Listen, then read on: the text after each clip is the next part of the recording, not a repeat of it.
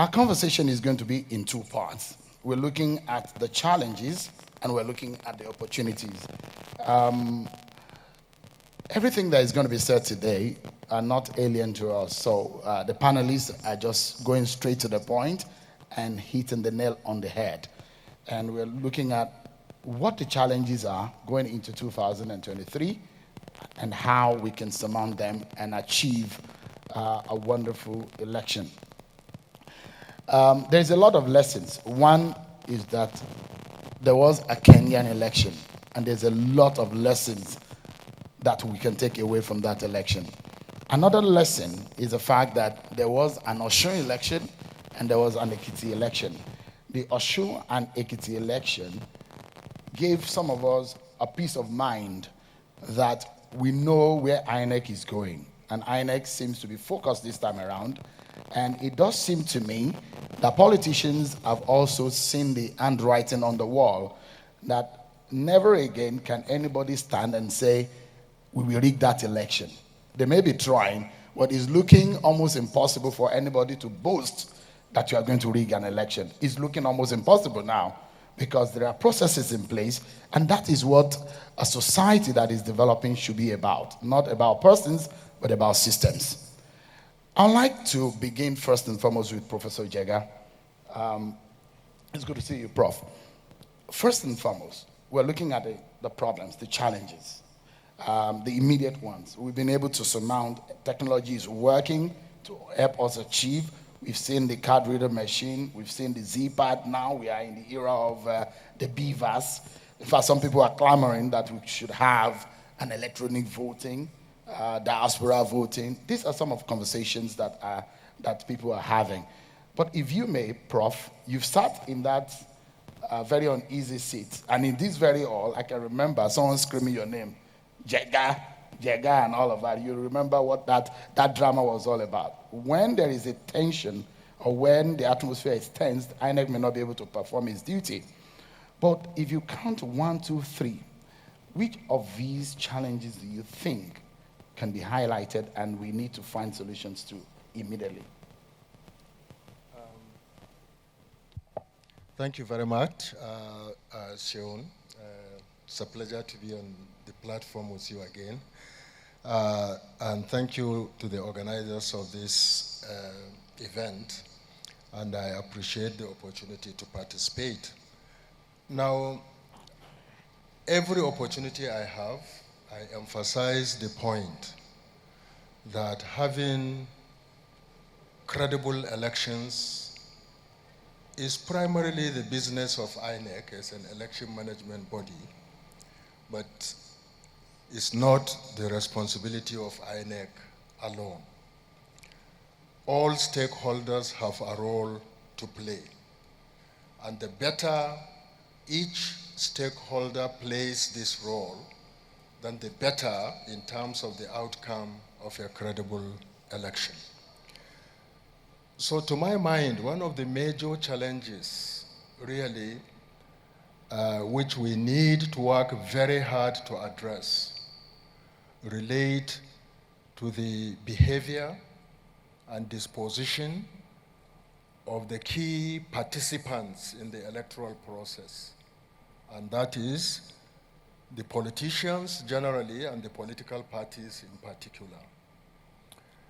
No doubt we've come a long way from 2007 in terms of upscaling the integrity of elections in our country. But when we review the attitude and the disposition and the inclination of our politicians and the political parties, we find that really a lot more needs to be done. I say this with regards to, for example, respect for due process and the electoral legal framework. I say this with regards to the mobilization of identities, in particular ethnic and religious, and also with regards to how money is used negatively in the electoral process. And then lastly, how youth who ought to be very actively involved in politics are to some extent also mobilized negatively for engagement in violent participation in the electoral process. So really this major challenge, it's something that needs to be addressed. And of course, it means a change of mindset by our politicians. It means also serious engagement for the recognition that as the key stakeholders, our political parties and the candidates and the politicians generally, whether they are aspirants or candidates, really need to engage in the political process, with the objective of having elections with integrity, because that's the only way that the needs and the aspirations of people who have voted them as representatives can be satisfied. So, but there are many other things. Obviously, again, we've used technology very well, and the increasing use of technology in itself has added tremendous value to the integrity of our elections. But 2023 is a test case for upscaled new technology in elections. So it's a challenge, not so much in terms of the efficacy of the technology that has been chosen, but in terms of training the personnel to handle the technology, and also in ensuring that there is adequate cyber security just in case, to both deal with the perception that some people can interfere with the results, as well as to be adequately prepared in case any attempt is made. So this, Prof. Hello. All right. I've been meaning this was supposed to be a personal question I was going to ask you, and I was having a conversation with Samson. There seems to be a template for appointing an INEC chairman. I don't know if anybody had told you that you and Professor Mahmoud, you have some likeness. There is some semblance that you guys have, both of you. You're both professors, and you have the courage and charisma similar to each other. But if you look back, Prof, what legacy do you think, are you happy with the present INEC? And what legacy do you think is very important that you perhaps left that is being followed? Thank you, Sharon. If there is a template, it wasn't shared with me. So, yes, but certainly I'm very happy with the present INEC. I think they have done a tremendously good job under very difficult circumstances. I think we have to continuously raise the bar of the integrity of our elections, and INEC under Professor Mahmoud has done its best to raise that bar. And obviously, because of that, we are all hopeful, and we look forward to very good, credible elections with integrity in 2023. But the politicians need to change their mindset and their engagement with the electoral process, because that's a big challenge, which really, no matter how well INEC performs, if they engage with the electoral process with this mindset of winning by hook or by crook, then obviously the challenges will continue in that regard. Thank you so much. From Prof to another Prof. Professor Simbine, give us an idea of Professor Jega has spoken about the attitude of politicians. Do you see these also?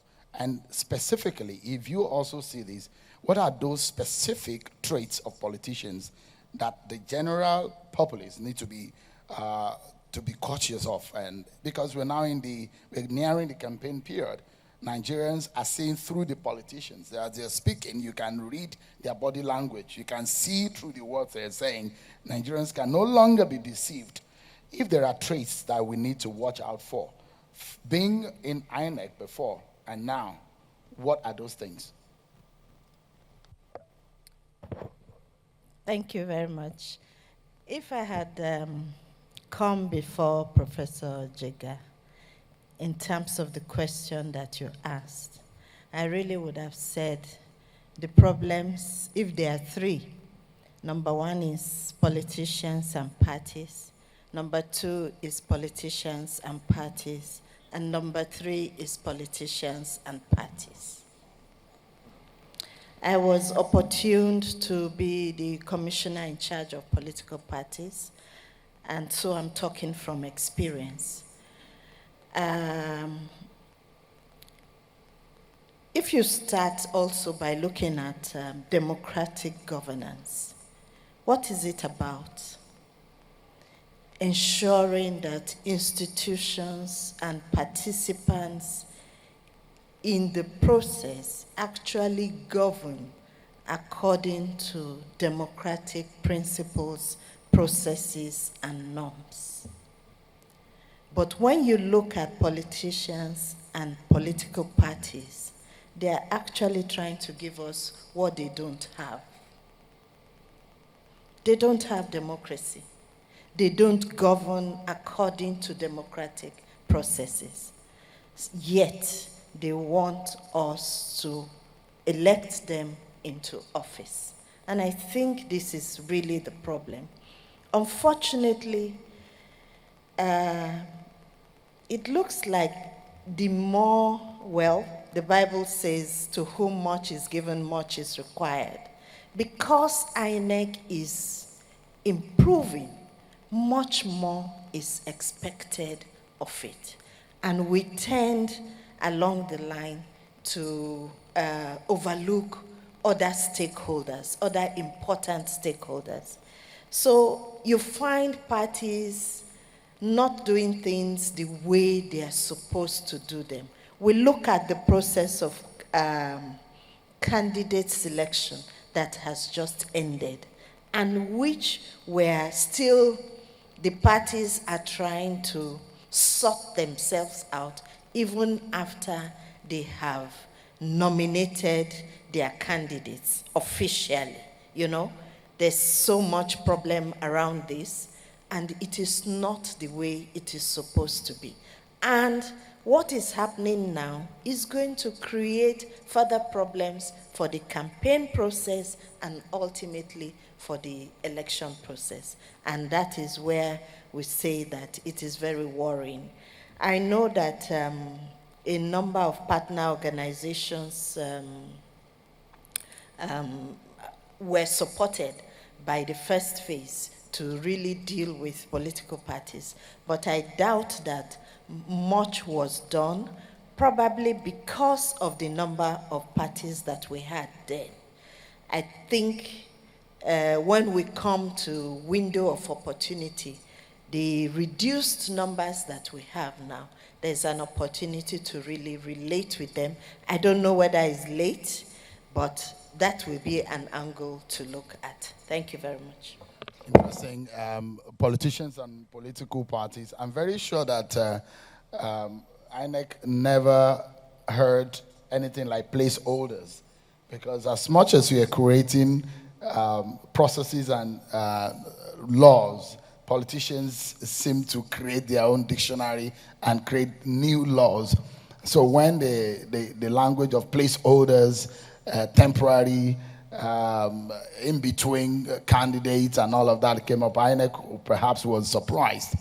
We'll get to how we can make sure that politicians get in line. One of the roles that the EU-SDGN program phase 1 targeted the youths, that demography is very important. And I dare say that going into 2023 election, that demography will play a major role. I'm not sure they know how much of roles they need to play.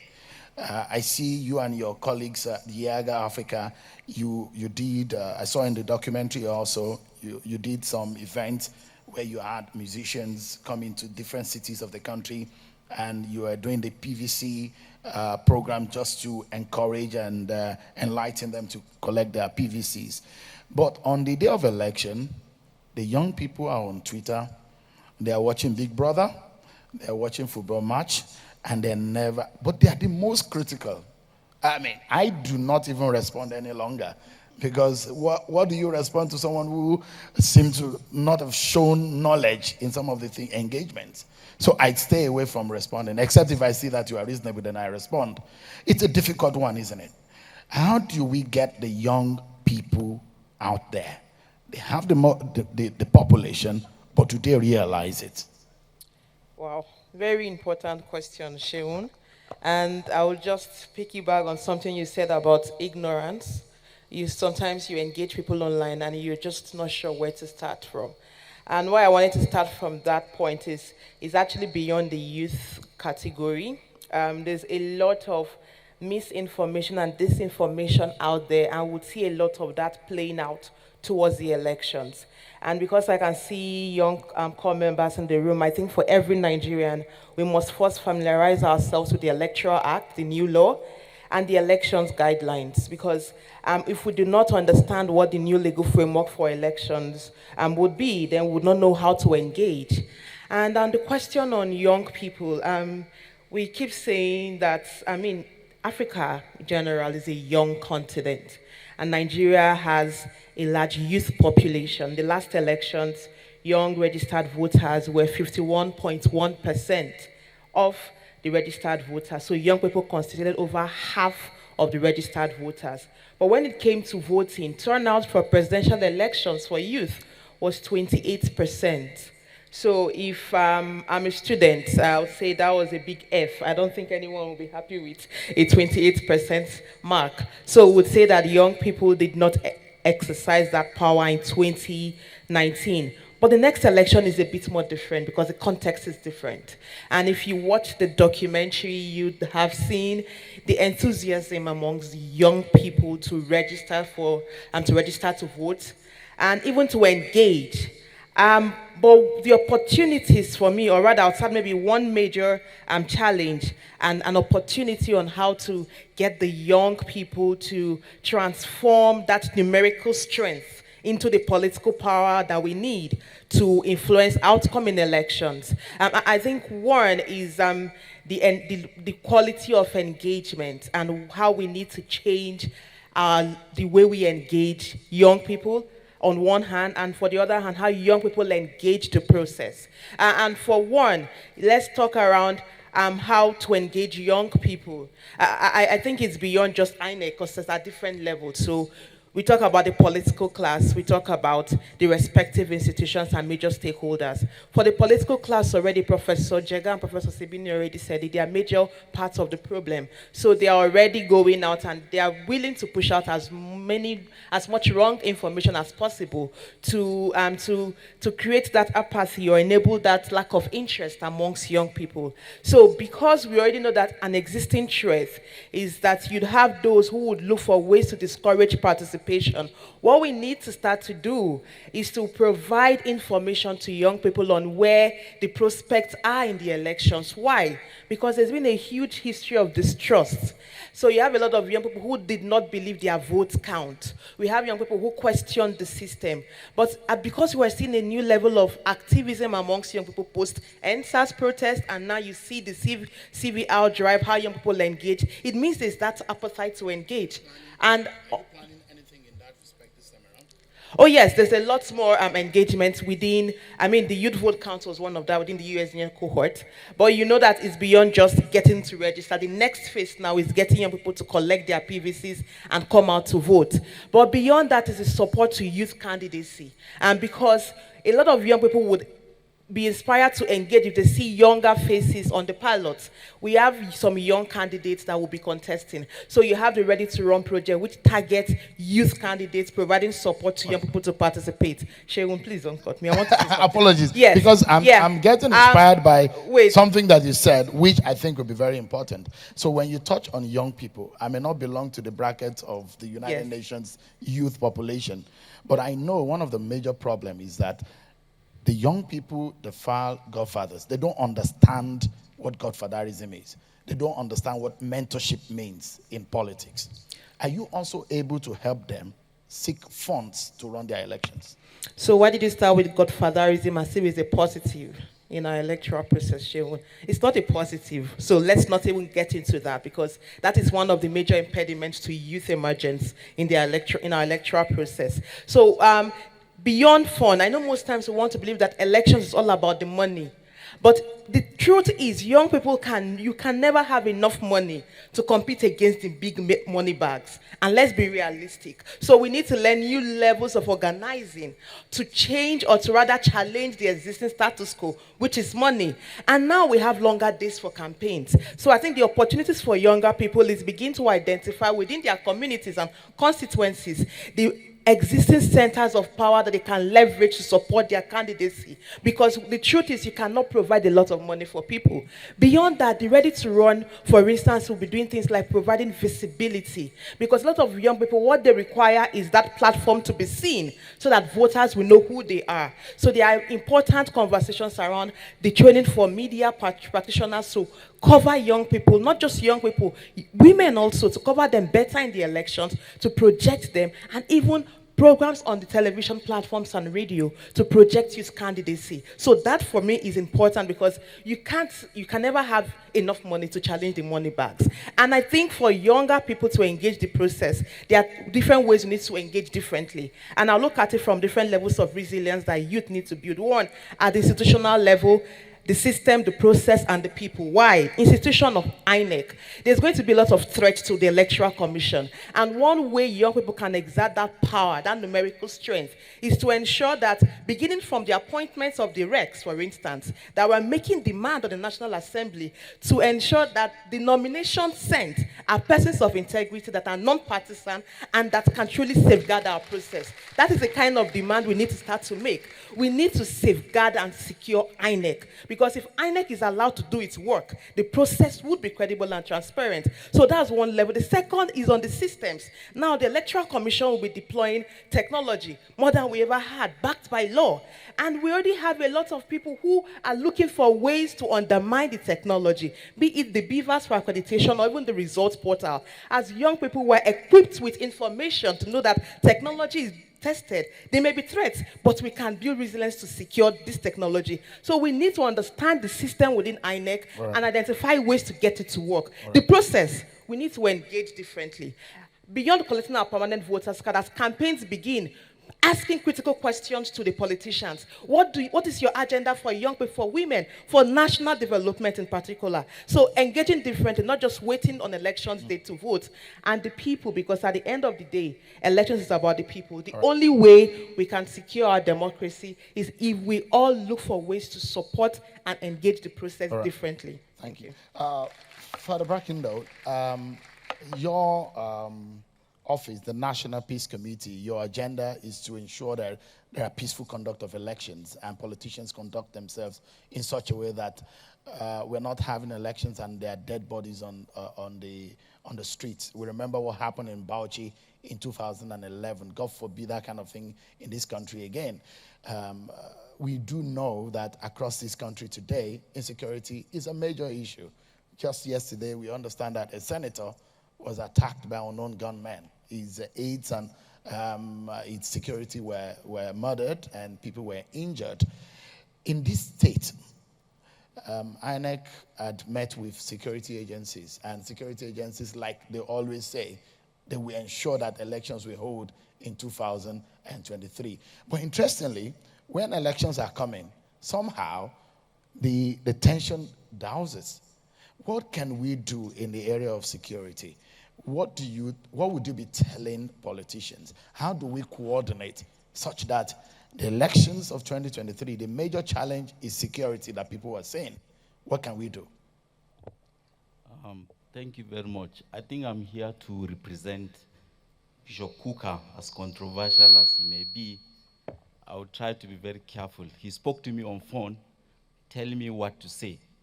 But I don't think I will say what he has asked me to say. I will say what I think I should say. Cynthia, I understand your sentiments, but I think in this country it's important. We make a distinction when you use the concept young people. I don't think it's as inclusive as we might perceive.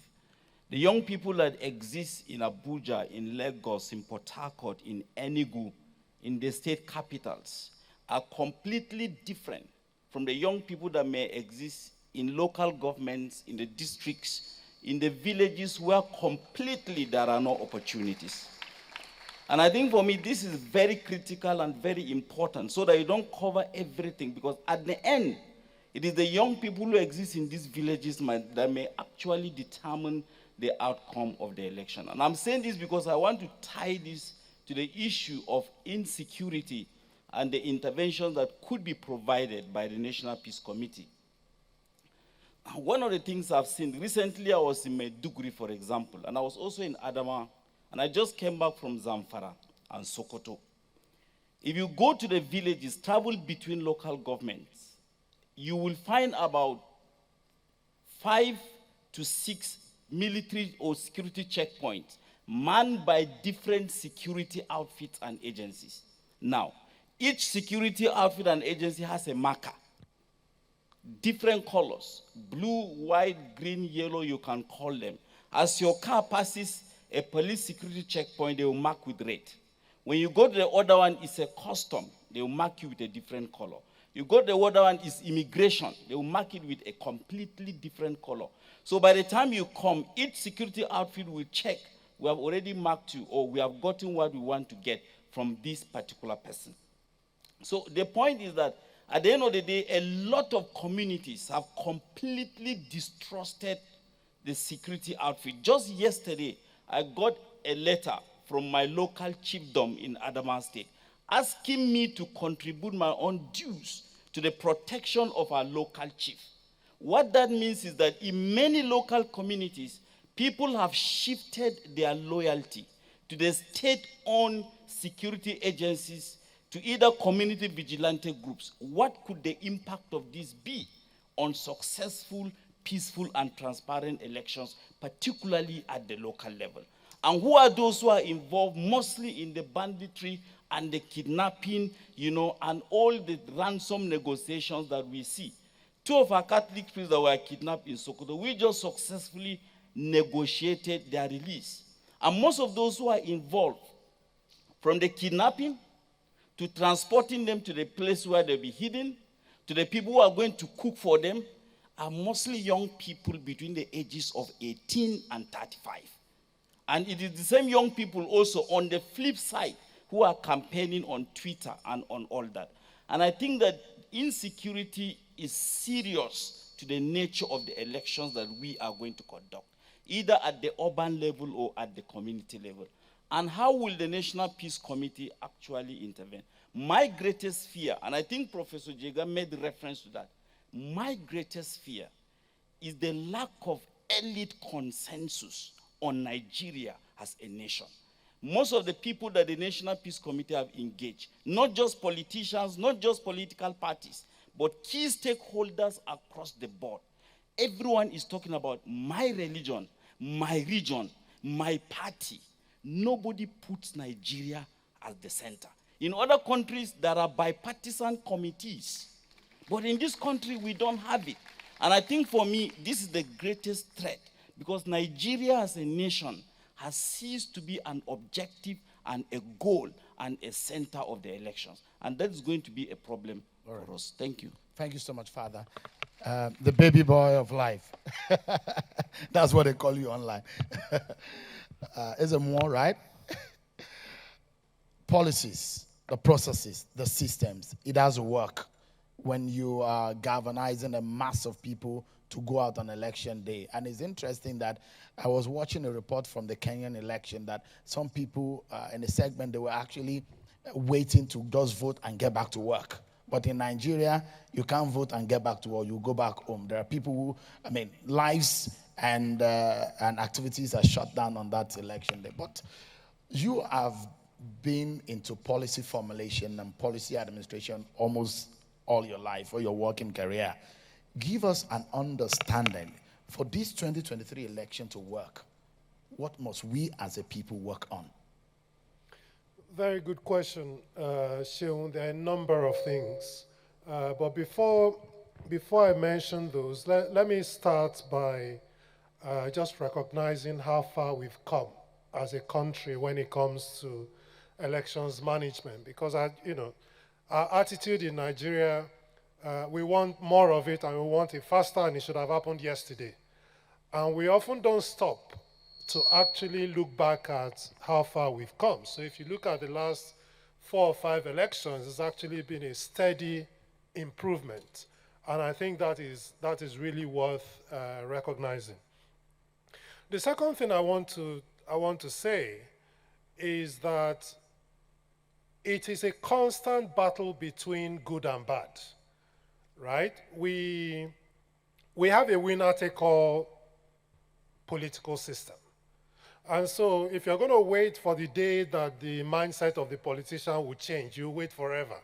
If you're going to wait for everything else to be perfect, it doesn't happen that way. There are deliberate actions you need to take, and there are deliberate actions that we've taken that have brought us to this stage, whether it's the amendment of the Electoral Act or the introduction of technology, or just being able to say, look, it's difficult to rig elections now. It's actually a major thing. But it didn't happen because of the benevolence of the hearts of the politicians. That's not the way it works. So there are things we must continuously do.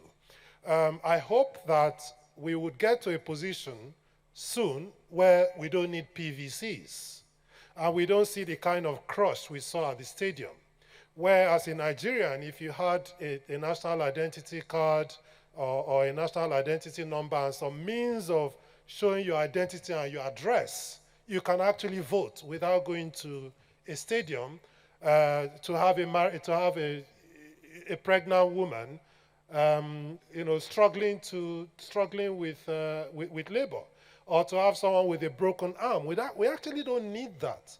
The state holds your biometrics in different ways. It holds it in your PVC, on your driver's license, on your SIM. We don't need to suffer ourselves, right, to be able to vote. So the processes should be made easier. We talk about Big Brother Nigeria. It's important to note that the young people are paying to vote on Big Brother Nigeria.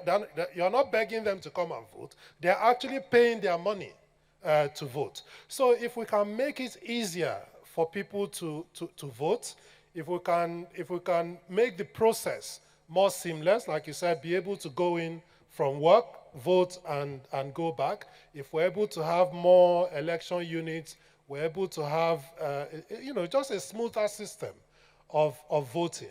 Then that would make it a lot easier for very many young people to come out to do so. So what must we do for 2023 elections?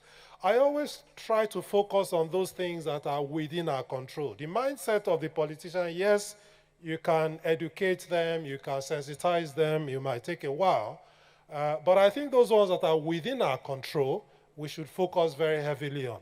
We should focus on logistics management. That is not one thing we do well as a country. So just making sure that the election agents get to the polling stations when they're supposed to get there, the voting materials get there when they're supposed to get there. We've tested the BVAS machines to death. It's not the day of the elections that we're seeing whether they work or not. So all of those things that are within our control, we must make sure that we do for 2023. Thanks, Doc. We're out of time, but I will get the closing thoughts of everyone on the panel in just 30 seconds. It's a momentous year for Nigeria's election. For Nigeria, and the history of our nation will be rewritten.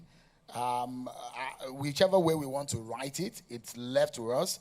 Either, I'm not sure there are non-Nigerians who work in INEC or in the security agencies. We are all Nigerians. So 200 million of us have our responsibility and our roles to play. But the prospects is what I'd like you to comment on in the 30 seconds that I have for each of the panelists. So, Prof, 30 seconds, prospects. Well, I believe that 2023 general elections represent an opportunity for Nigerians to use the electoral process to elect people who can really govern well, institutionalize good governance, and ensure that the needs and the aspirations of Nigerian citizens are satisfied. It is ironic that while we see remarkable improvements in the electoral process, but the products of that elections who get into governance, we've seen remarkable nosediving in terms of the framework of governance, being as it should be. So what it means is that 2023 should give us an opportunity to say, look, people will participate in this election in order to ensure that those who are elected will represent us, and it means we have to choose well. So a lot of work needs to be done, in my view, with regards to mobilizing people who have registered to come out to vote, but when they come out to vote, to ensure that they vote their conscience and they vote the right kind of people who can ensure that we have a turning point beyond the 2023 elections towards good democratic governance. So I think in general, we need to see 2023 elections as that opportunity. And I think the other opportunity is the way in which incremental use of technology is also giving us opportunity to continue to address the negative aspects that had bedeviled our elections in the past. So now it's clear that, for example, rather than people waylaying those who are taking results to the collation center with electronic transmission of results, obviously you deal with that problem. So that represents an opportunity, and obviously it's a welcome development, and whatever INEC can do and all stakeholders can do to support INEC in that regard needs to be done, so that this opportunity can add tremendous value to the outcome of the 2023 general elections. Thanks so much, Professor Jega. Professor Simbine, your closing thoughts. Prospects, what must be done? Thank you very much. Honestly, I think we all know what needs to be done. But we must consider the environment in which we are in. The Nigerian environment is not the usual in terms of social and political trust. The last what one speaker spoke about, who can take any document that simply identifies you and all of that.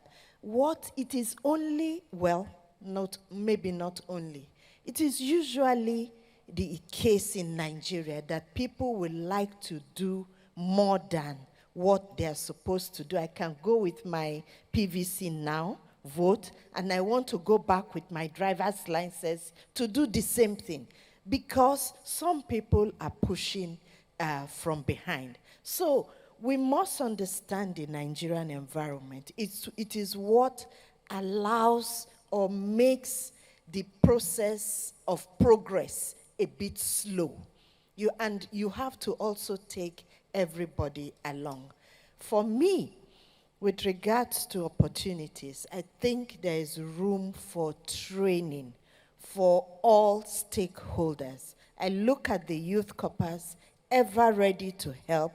They need to understand deeply the workings of the technology that have been introduced. Politicians need to understand the contents of the Electoral Act. A situation where a contestant, an aspirant, is asking you questions that are so mundane, that are taken care of in the Electoral Act. You wonder, how do they now, if you don't understand what you are going to, how will you implement it? Training for media people, in terms of what one of us said, focusing and engaging differently the marginalized groups, women, young persons, persons with disability. It's important that the media does this differently, and it's all about capacity building. Election observers, civil society organizations, politicians have also infiltrated that sector. such that people who are not in an election, they are not accredited by the commission, are the ones complaining about whether the election went well or not. So people need to have the required capacity to do the job that they say that they are going to do, so that the focus, yes, can be on INEC, but the other stakeholders, even security, they need to understand their job, so that it's not about regime protection, it's about democratic protection. It's not about the regime. How do we protect democracy in the long term? So this is what, for me, I see as opportunities. Thank you. Thank you so much, Prof. Going forward, the prospects, Cynthia. You've spoken so much about the marginalized persons in the process. Yes, I would just begin from the point of hope for me, and that for me would be the prospect.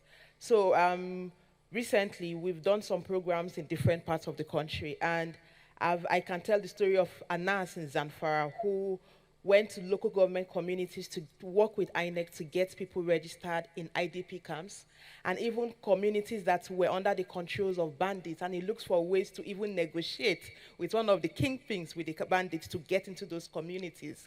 That is Anas in Zamfara. We have stories from every states across the southwest, in the southeast, because the next election, our context is different. Insecurity is across board now. Every region has a threat of insecurity, but within the challenges and the threats, are there some glimmer of hope? Yes, because we're seeing younger people who are going to communities where they're residing to reach out to their peers.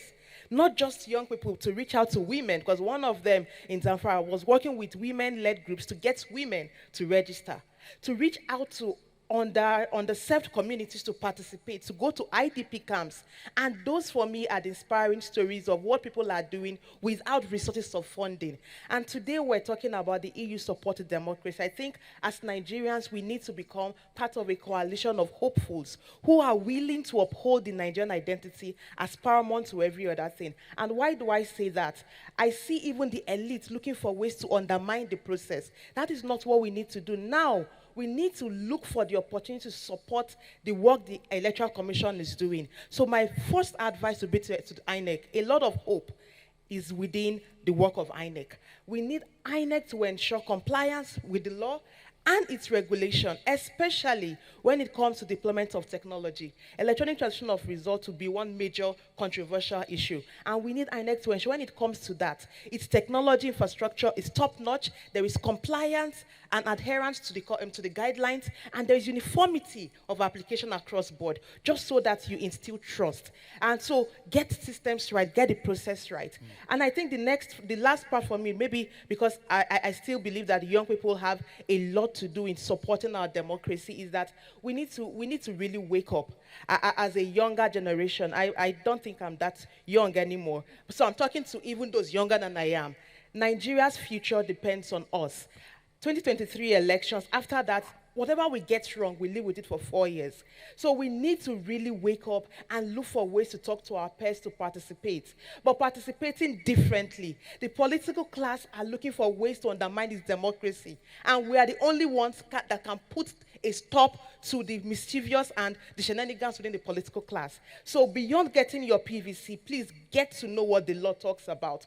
Understand the process and look for ways to engage. Identify the candidates you want to support and support them beyond bias of identity. At the end, what matters is our democracy, and I think that there is a lot of hope, and I'm hopeful for the next elections.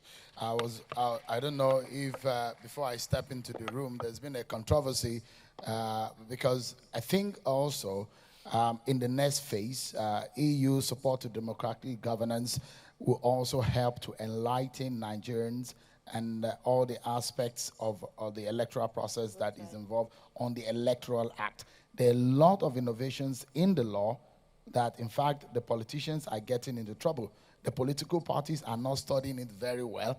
I did say on one of my programs that they need specialists, lawyers that will school them on how to use the law, because I'm very certain that some of them will be jeopardized, some of their candidates will be jeopardized because they do not understand the new innovations into the law. And part of it, Chairman, I wish you had opportunity to clarify this, is the role of someone like Cynthia that is asking people to participate. How much of foreign funds, how much of donations can come into our elections? Can people donate on the app, on the mobile app for any political party to run election? This is very important. I guess that the commission might be able to address this in the coming days or even before we leave here. So, Father, there are the unidentified people that are causing mayhem in this country. They call them the unknown gunmen. They call them these. In fact, I don't know what will happen if there is a declaration of sit at home on election day. What will happen in some part of the country if some groups of people ask some people to not go out of the IDP camps and not able to allow INEC to go into? There's a lot of work to be done in that respect. What do we do as your final thought? I mean, I don't work for the security, but I'm a priest.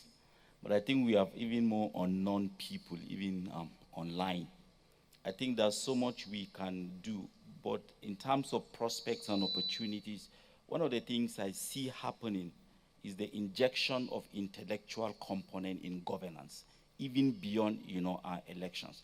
Let us not take for granted, especially since 2019 up to today, the amount of data, empirical evidence that have been gathered through the establishment of all these processes that we see. And I think whether we like it or not, the political class is actually being challenged. That these days, numbers matter, evidence matter, data matter, and that they themselves will now have to sit up because they need an intellectual component into their governance.